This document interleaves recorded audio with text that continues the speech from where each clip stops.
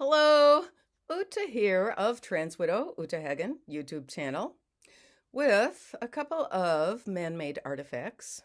My father's high button shoe from his babyhood with little stuffings that his mother put in, and I'm very attached to them, and the utensil that they had for uh, putting the buttons into the buttonholes. And that's been behind me over here uh, on my doll suitcase all this time. And I wanted to show it to you. And of course, for any New Year's or Valentine's shopping, I recommend In the Curated Woods, True Tales from a Grass Widow by Uta Hagen, published at iUniverse.com/bookstore. Available in softcover with 50 of my nature photographs, and as well with the nature photographs at for a Kindle. Yes, I don't do that. I read books on pages that are written with ink on paper, but I know that many people have decided to downsize their possessions, and that's very well. I am coming to you with one last post of 2023, really because I got stuck home here due to a high wind, very heavy rain storm that we had last night, and I've spent the day mopping my basement, which was a little bit flooded, but is all fine now. And then I will go down and see Clace, my dear Clace, who can now eat solid food because the chemo is working, and I will regain my sight with acuity because I'm having the cataract procedures. And I wish all of you very well. And I am presenting now part 2 of Michael Shellenberger's The WPATH files. These are emails from doctors in the organization that has an acronym, WPATH, WPATH, which is World Professional Association for Transgender Health. I want to invent a different one for trans widow recovery. But anyway, we will see to that later, maybe in 2024. I couldn't believe how I had to slow down the next part of Michael Shellenberger's presentation at the Genspect Denver conference. Michael Shellenberger being the investigative journalist who was one of the people putting out the Twitter files regarding government censorship. So the WPATH files are pretty similar regarding censorship, self-censorship, and actually medical malpractice. But these doctors are just consulting each other. And there are actually no standards that are FDA approved and things like this for the treatment of individuals who think maybe their body is wrong. And in the first part, feel free to go back on my playlist and watch that. I covered how Michael Shellenberger had been leaked doctor emails from these doctors with World Professional Association for Transgender Health, and they were asking each other what to do with these tricky cases. And considering that certain people like, oh, I don't know, Marcy Mark Bowers and Jack Turbin and Richard Rachel Levine and so on are saying that the science is settled. And really, this professional organization on their internal emails are revealing that the science is not settled. And I had a revelation about this next case that Michael Shellenberger read out loud at the Denver conference. And I realized I had falsely assumed that the person who was described having severe mental illness, since the doctor said she, I assumed that this person is a female taking testosterone. But now that I've listened to it numerous times and will present the exact words to you now, I realize, oh, this is a dude who is becoming more ill psychiatrically because he must be on estrogen. And there's all this business about the letters, and this was all a part of my life back in the 1990s and presented to me, of course, as settled science back then. Somebody send this, please. Somebody tag Ray Blanchard with this, because the Blanchard protocols were constantly violated. I have proof with my ex-husband. He did not do Blanchard's 2 years, and not all the time, didn't tell his children to start calling him something else. It was not real until after the surgeries, and he's basically, in my experience, never smiled since 1996.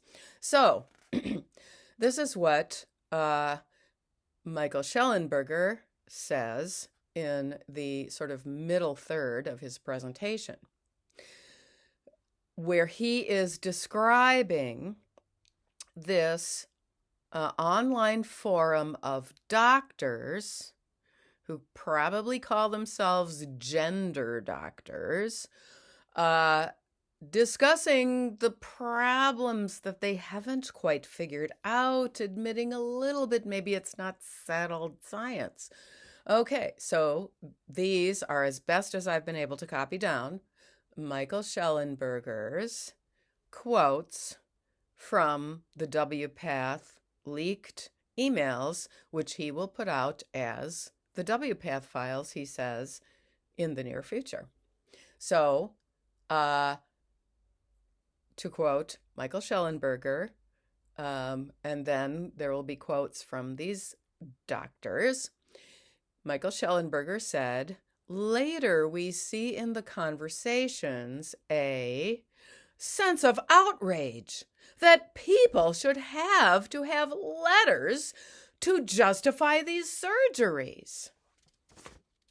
How dare people require that we have letters? And of course, I think Nettie got, I know for sure that Nettie got a letter from Dr. Connie, and he probably also got a letter from Ruth the charlatan, who was actually not certified, and the surgeon should never have accepted that.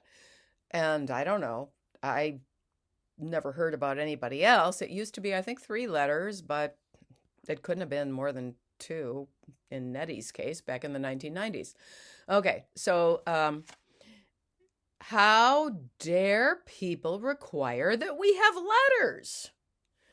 These people in the trans ideology are saying, for surgeries that result in urinary tract problems that are permanent, sometimes incontinence, as well as various bleeding events that lead to emergency room services, such that a child with a high fever is going to have to wait unnecessarily long in the emergency room to be treated.